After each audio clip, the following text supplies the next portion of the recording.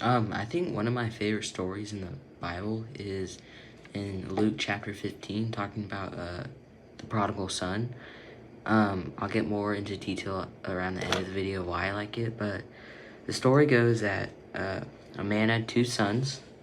The younger son asked to have a share of his dad's property, so the dad says, okay. He divides his property into two and gives the money to the second son.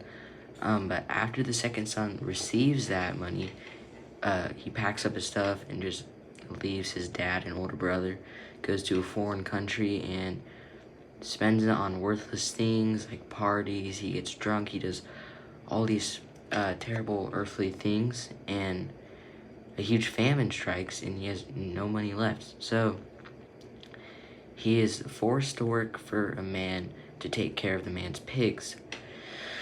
But the son does not get fed anything. And when he sees that the pigs are getting fed better food than he's receiving, mind you, he's not receiving any food, he starts realizing that, hey, my dad's servants get better food than this. So the son decides to go back to the father and his older brother, and he starts practicing of what he's going to say. He's worried that the father's going to be mad at him. So he starts practicing saying, excuse me, Father, I sin against God in heaven and against you. I'm no longer good enough to be called your son. Treat me like one of your workers. The son is basically expecting that the father is going to treat him like one of his own workers.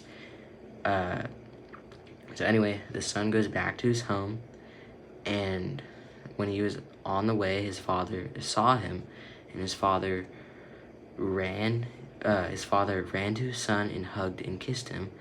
And the son said, Father, I've sinned against God in heaven and against you. I am no longer good enough to be called your son. So basically the father said to his servant, hurry and bring the best clothes and put them on him. Give him a ring for his finger and sandals for his feet. Get the best calf and prepare it so we can eat and celebrate. This son of mine was dead, but has now come back to life. He was lost and has now been found. And we began to celebrate. So basically the older son hears all this music, dancing, this laughing, this cheering, and he's curious, and he sees that his little brother gets a better party for being unfaithful, leaving his dad, but he realizes